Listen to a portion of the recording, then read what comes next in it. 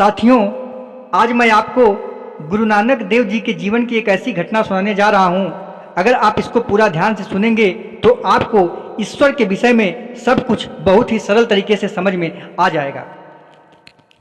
जनमानस को ज्ञान का अमृत पिलाते हुए गुरु नानक देव भारत के कोने कोने की यात्रा कर चुके थे। कुछ दिन करतारपुर में विश्राम करने के पश्चात उनके हृदय में भगवत भक्ति का प्रचार करने की एक नई लहर उठी।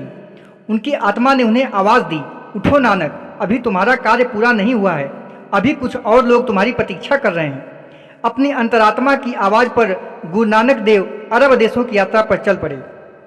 उन दिनों हाजी लोग सूरत के बंदरगाह से ही मक्का मदीना की यात्रा के लिए जाया करते थे। गुरु नानक देव भी सूरत पहुँचे। वहाँ से पानी वाले जहाज पर चढ़कर वे अरब देशों की ओर चल पड़े।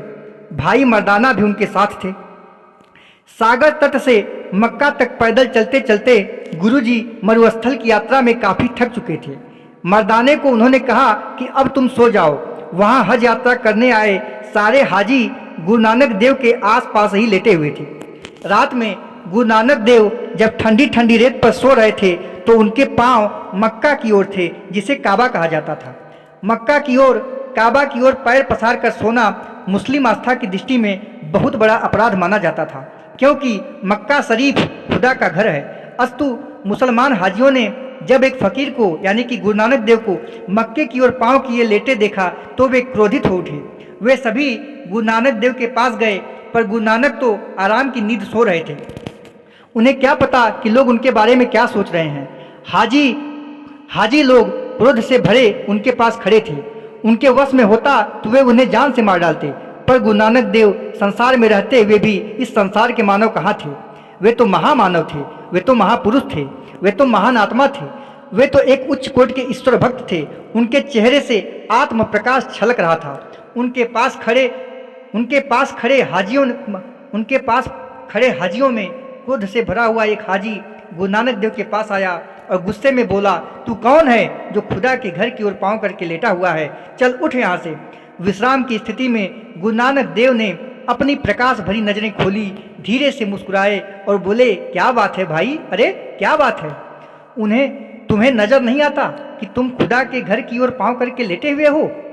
गुरु नानक देव ने कहा, भाई गुस्सा क्यों होते हो? मैं तो एक फ़कीर हूँ, मुझे तो पता नहीं खुदा का घर किस ओर है। फिर मैं बहुत थका हुआ हूँ।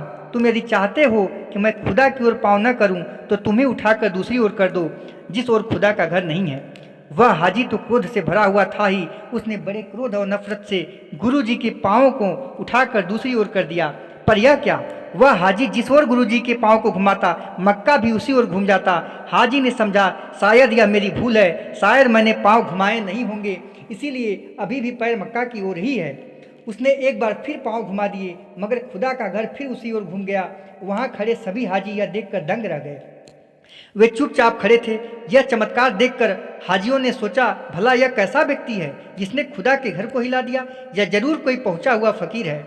वहाँ खड़े सभी हाजी गुरु नानक देव के चरणों में गिर पड़े और क्षमा मांगने लगे। यह बात वहाँ चारों ओर फैल गई। पूरे देश से आए हाजी, काजी, मौलवी आदि गुरु नानक देव के पास आने लगे। वे सभी गुरु नानक देव से वार्तालाप करने को उनके पास बैठ गए, पर वार्तालाप के बहाने वे सभी वास्तव में गुरु नानक देव की परीक्षा लेना चाहते थे। अंतर्यामी गुरु नानक देव उनके मनोभाव को समझ चुके थे। वहाँ उपस्थित लोगों में एक काजी ने प्रश्न किया, आप हिंदू हैं या मुसलमान? तो गुरु नानक देव जी ने उत्तर दिया, मैं ना हिंदू हूँ और ना मुसलमान हूँ, मैं तो ईश्वर का पैदा किया हुआ एक प्राणी हूँ। काजियों ने फिर प्रश्न किया, यदि आप कुछ नहीं हो तो बताओ, हिंदू मुसलमान में से अच्छा कौन है? तो गुरु नानक देव ने कहा, दोनों एक ही ईश्वर के पैदा हुए प्राणी हैं, दोनों एक ही ईश्वर के पैदा किए हुए प्राणी हैं। उन्होंने आगे कहा, ईश्वर तो प्रेम का सागर है, जहाँ प्रेम है वहीं ईश्वर है, और जहाँ नफरत है वहाँ शैतान है। प्रश्न यह नहीं है कि ईश्वर कहाँ है, प्रश्न यह है कि वह कहाँ नहीं है। वह तो हर प्राणी की आत्मा में विराजमान है, वह सर्वत्र है, सर्वव्यापी है। वह निराकार ब्रह्म कहाँ नहीं है? वह यहाँ भी है, वहाँ भी है, वह पास भी है और दूर भी।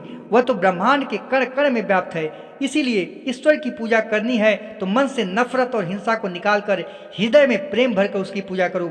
ईश्वर की पूजा प्रेम से ही की जा सकती है। और उन्हें प्रेम दृष्टि से ही देखा, समझा और अनुभव किया जा सकता है। गुरु नानक देव की बातें सुनकर वहाँ उपस्थित सभी हाजी, काजी, मौलवी हतप्रभ थे और विस्मित थे। गुरु नानक देव को सुनकर उन्हें यह